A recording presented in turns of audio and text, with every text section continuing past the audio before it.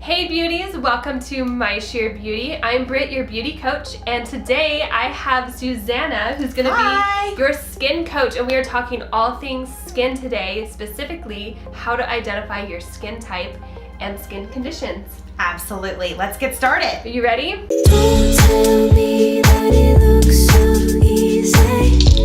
Do you now? So, today we are talking about how to identify our skin types, because that's the first step in knowing even what makeup to get, knowing what skincare products to get. And then this is the wonderful Susanna. She is a phenomenal esthetician. How long have you been in like the esthetician world? So I have actually only been an esthetician for over a year. Okay. Is where I've had my legitimate legal license. Before that, I was managing a skincare spa in Southern California.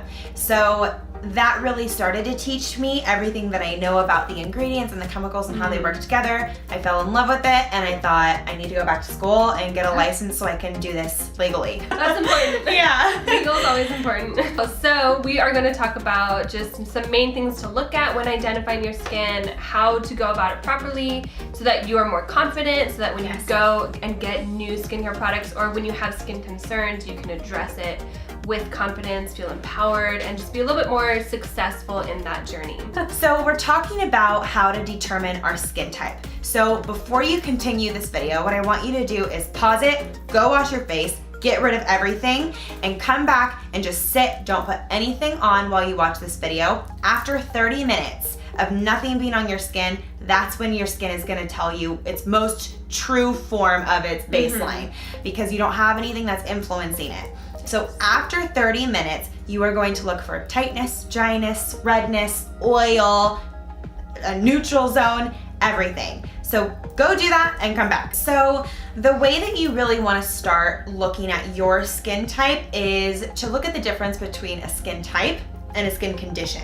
A skin type is going to be something that you are born with. It's genetic, it's in your DNA, it's just the baseline for how your skin is going to act on a day-to-day basis. You can thank your mom and dad for it if you love it, or you can blame them if you don't.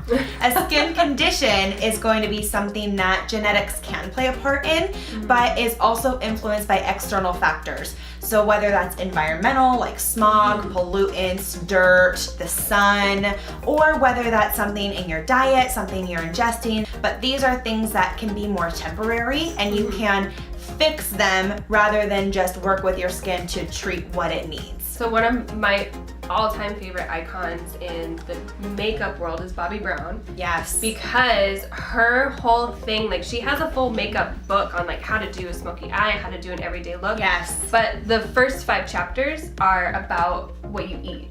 Right. Because it affects your skin so much. So you have to remember that the skin is the largest organ of the body, and it's the only organ that is on the outside of your body. So what happens inside is showing outside. That's why a lot of times, for example, there's a phrase called sugar face. That's where you will start breaking out. You'll start getting more acne, more dullness, more tiredness in the skin because you're eating sugar or dairy, for example. And that's even how you can find out that you have an allergy. An example of that would be in myself. One of the ways that I started thinking, I might be allergic to gluten is because every time I'd eat it, I'd get a little rash on my neck.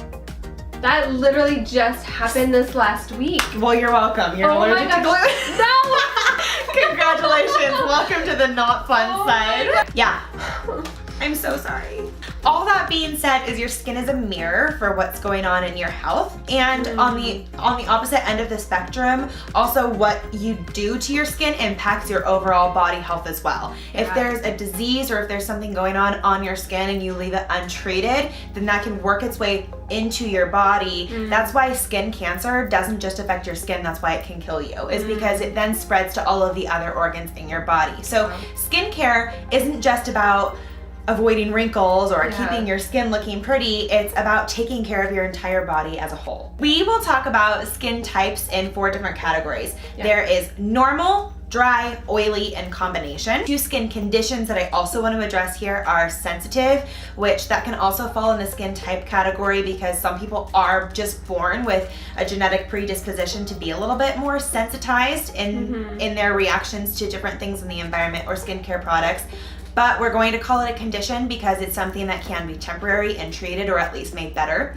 The other skin condition that we're going to talk about is dehydrated skin, which is not the same thing as dry skin. So you have to treat it completely differently. The first skin type, normal skin, this is basically just the perfect combination of oil and water in the skin. So all skin types, the goal for every single skin type, no matter what you have, is to balance that oil and that water content. Normal skin produces a really healthy amount of both. So you're not gonna have really dry patches, you're not gonna have oily patches. It's just kind of gonna look all the same, about pretty neutral. Now, a lot of people with normal skin types, these are the people that think, I don't really need a whole fancy skincare regimen. I can just wash my face, or it's okay if I use skip hand soap, like the use bar hand soap. Oh my gosh, that's a whole different conversation, but don't do it because you're gonna freak me out. What you have to remember is normal skin, it's great that you have it, but only 20% of how your skin ages is influenced by genetics. 80% of how your skin ages is actually influenced by the sun. So that means that the goal for anybody with normal skin type is to maintain the health and the vitality and the radiance of the skin. So you cannot skip your sunscreen. That's super essential. Eye cream, whether you think you need it or not. Even if you are 21 and you're not showing any wrinkles around the eye area yet, you're gonna wanna use an eye cream to prevent the damage and to prevent the age from showing in that area so that you can avoid paying for Botox as long as possible. Well, because so what they told us in Sephora is like the under eye area is the thinnest skin. So that's gonna be the first sign of aging no matter what. But it's not always about like aging. Right. Because like you said, it goes beyond just the fine lines and wrinkles. Exactly. It actually affects your like DNA. Almost. Exactly. I am one of those estheticians that I don't personally have a problem with age. I think it's part of life. You're gonna get wrinkles, it's okay. Our culture tells us to freak out and do everything we can to avoid them. And sure, I fall into that line of thinking sometimes just out of the insecurity and you know, the day-to-day struggle with that unrealistic beauty expectation. But at the end of the day, fine lines and wrinkles, they're from showing expression. But they can be from UV rays, free radical damage. That's why it's important to still do skincare and still have that as a healthy ritual in your life, because the things that are gonna happen naturally just from time, okay, but you want to reduce the amount of damage that's happening on a daily basis. The second skin type that we're going to talk about would be dry skin. This is going to be a skin type that doesn't produce enough oil on its own. And I will get into why that's different from dehydrated skin later. But the goal for dry skin is to add moisture and to add oil into the skin. So a lot of people think, okay, I have dry skin, I need to over exfoliate. I need to get all the flakiness off, because typical symptoms of dry skin are going to be that flakiness. It's gonna feel a little bit rough. It's gonna feel tight and dry. But honestly, you're gonna overdo it. And so then what happens is your skin starts freaking out because you're drying it out more. You're taking off that protective barrier of your skin. And so now it's overcompensating. So that's not gonna be good either. What you wanna do is exfoliate regularly, about 2 to 3 times a week max. No more than that. People think a daily scrub is a good idea. It's not a good idea. Don't get St. Ives. No St. Ives. No St. Ives peach No scrub. St. Ives. But even if you have oily skin, which we'll get into, exfoliating every day is not a good idea for any skin type. So nix the daily scrub, get a regular cleanser. Now, what I always tell dry skin types to look for are creams and milk cleansers or an oil cleanser. You're also going to want to look for a moisturizer that is on the thicker, heavier side. So one of the things I always recommend for people with dry skin is to use a facial oil. That you want to put on before your moisturizer because they're thinner. So it's going to penetrate the walls of the skin deeper since those molecules are smaller.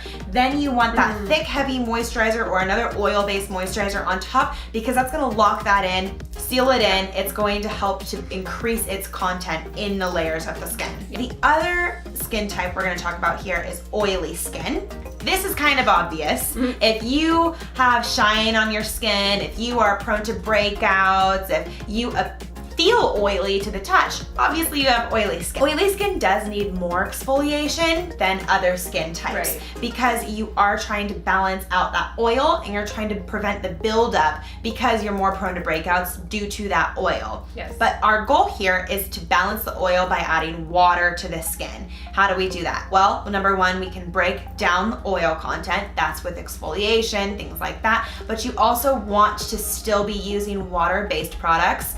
No alcohol. I don't personally like drying products because then you're just trading one skin problem for another skin problem.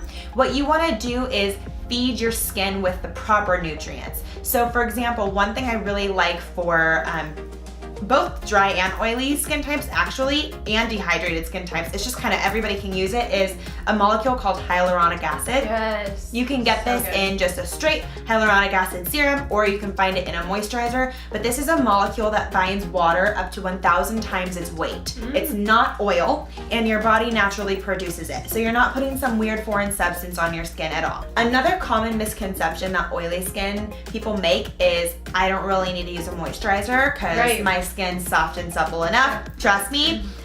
Well, actually what happens is when you skip using a moisturizer, your skin freaks out. It starts creating more oil. So what you need to do is, while dry skin people are gonna go find an oil-based moisturizer, you want a water-based moisturizer. That's gonna look like something with hyaluronic acid or some lightweight gel moisturizer that's thin and light, no heavy creams, but you want the thin, light moisturizer still because that's gonna add enough water that your skin's not gonna overproduce oil. The other skin type is combination. Now, most often this looks like an oily T-zone and dry cheeks. I'm combo. I kind of go back and forth in the different areas of my skin. Combo isn't only T-zone and cheeks, it can be anything. Anywhere where some parts of your face are drier or even normal, some parts of your face are oily or even sensitive, but typically it's an oily dry combo. Now, this one is a little bit tricky because you have to treat the different areas of your skin accordingly. So it's not a one size fits all. The good news is a lot of times you can be a little bit more creative with what products you like to use. You can use creams or lightweight gels or oils, or according to what you like. Your skin, again, is gonna respond and kind of tell you what's going on. If it creates more oil in the oily spots or more dryness in the dry spots, don't use it. Obviously, stop using it. But one of my favorite tips for combination skin is something called face mapping. So this is where you take masks for different things and you put different masks on the different areas of your cheeks or your forehead or wherever it is gonna need it. Another little quick tip for that is a lot of people are thinking, I have to buy 2 products now instead of 1. But if you go to Ulta, Sephora, anywhere, they have all of those little kits that are about this big and they have little teeny tubes of a bunch of different masks. Those are gonna be your best friend. A lot of people think those are just to try out different masks and just see what you like, and it is, but it's also perfect for face mapping because you can get creative by getting 6 little masks for the price of 1 regular mask. Now, when we're talking about skin conditions, this is gonna be dehydrated skin and sensitive skin.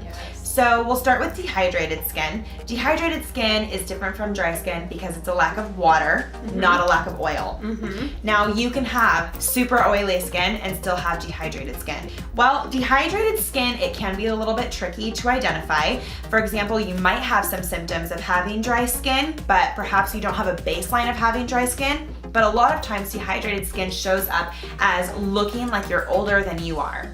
So if you have under eye circles, if you pinch your skin and in a place where you're gonna have a little fine lines and wrinkles, I guess the eye area is a little bit better on me, and it stays and you can see those wrinkles and they kind of hold shape for a second before releasing, your skin's dehydrated. Or if the elasticity is a little slower, if your skin looks a little bit dull, saggy, droopy, like you said, those are all symptoms of dehydrated skin.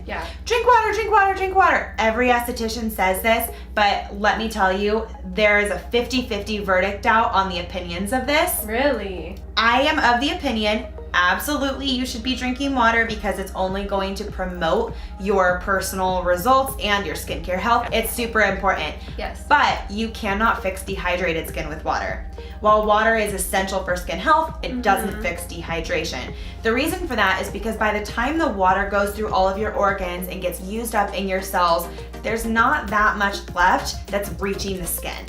So it's not going to transform it. What you need is something that's topical. This again is where I love hyaluronic acid. I love water-based hyaluronic gel masks, cream masks. You can use a lot of the same products that dry skin clients have here, unless you're oily, in which case I would stick with more of the gel or the hyaluronic acid treatments. But another tip is that your diet really does influence whether or not your skin is hydrated. If you are like me and you drink a lot of coffee, like way too much coffee, your skin's naturally gonna be dehydrated. I tend to have dehydrated skin pretty frequently because I drink so much coffee. Right. But also alcohol, this will do it too. So all of those things that tend to dry out your body, that's going to show up on your skin. So that's kind of how we talk about, or why we talk about diet influencing your skin so much. Yeah. The last condition that I'm gonna mention here is sensitive skin, which again, like I said, could also be a type for some. Sensitive skin is characterized by red skin, itchiness, inflammation, sensitivity to products, fragrances. Now, there is a difference between having sensitive skin and having an allergic reaction. Yes. So huge difference. if you have an allergic reaction to something, that's usually gonna show up as little bumps on your skin. Stop using it. That's not just you going, oh, my skin's sensitive, it needs to adjust. That's your body saying, no, bye. For sensitive skin, the obvious goal is to calm it down.